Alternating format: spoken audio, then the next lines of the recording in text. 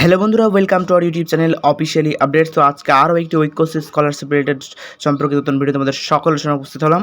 গত 23 তারিখে কিন্তু অনেকেরই কিন্তু লট নাম্বার কিন্তু তুলে নেওয়া হয়েছে। তোমরা অনেক চিন্তিত রয়েছে যে আমাদের লট নাম্বার কেন তুলে নেওয়া হলো, কিন্তু ফেব্রুয়ারি মাসে যেসব লটগুলি পড়েছিল এসবিএম, সিএম এবং তারপরে মার্চে কিন্তু লট নাম্বার পড়েছিল বা পোস্ট ম্যাট্রিকও ছিল এবং এসবিএম ছিল, সেগুলোর কিন্তু লট নাম্বার যাদের আন্ডার প্রসেস ছিল, যারা পেমেন্ট পায়নি তাদের কিন্তু লট নাম্বার গত 23শে এপ্রিল কিন্তু তুলে নেওয়া হয়েছে। তোমাদের কেন এমনটা হলো?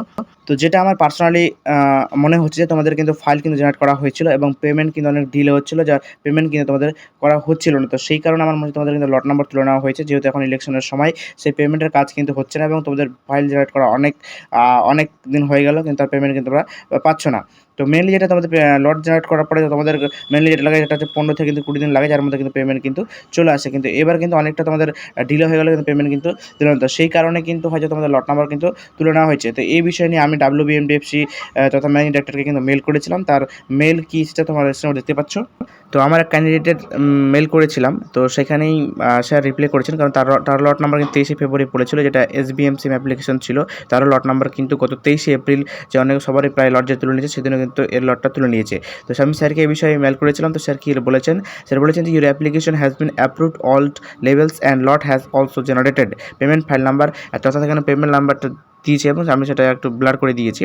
তো সেটা কিন্তু 23শে ফেব্রুয়ারি 4 নাম্বার ফাইলে কিন্তু আমার ফাইলটা রেডি হয়েছিল এবং সেখানে বলেছে যে scholarship with respect to this application would be disbursed once the election আবার, অর্থাৎ যে এই অ্যাপ্লিকেশনটার পেমেন্ট কিন্তু দেওয়া হবে ইলেকশন পেরিয়ে গেলে, অর্থাৎ এখন কিন্তু ইলেকশনের সময়। তো ইলেকশনের পার হয়ে গেলে কিন্তু আবারও কিন্তু পেমেন্টের কাজ শুরু হয়ে যাবে এবং যাদের লট নাম্বার কিন্তু উঠে গিয়ে আওয়েটিং ফর লট জেনারেশন শো করছে, তাদের আবারও পুনরায় কিন্তু লট নাম্বার দেবে এবং লট নাম্বার দেওয়ার পরে তোমাদের কিন্তু পেমেন্টের কাজ কিন্তু রীতিমতো শুরু হয়ে যাবে।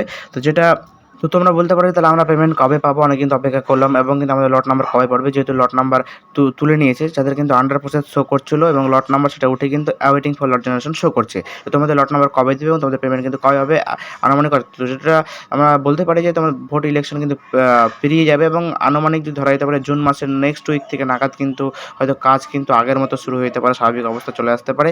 তো জুন মাসটা দেখো, আশা করছি তোমাদের কিন্তু অনেকেরই কিন্তু লট নাম্বার পড়ে যাবে এবং পেমেন্টের কাজ কিন্তু শুরু হয়ে যাবে। একটু ধৈর্য ধরো, এবার হয়তো অনেকটা কিন্তু লেট হয়ে গেল, কারণ এবারের মতো কিন্তু কোনোবার লেট হয়নি।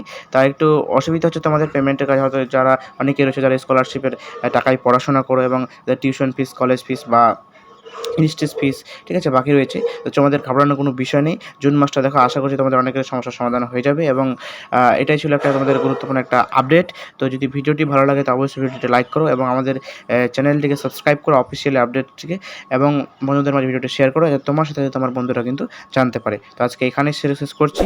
তো অবশ্যই পরবর্তী ভিডিও চ্যানেলটিকে সাবস্ক্রাইব করে রাখো। Thanks for watching.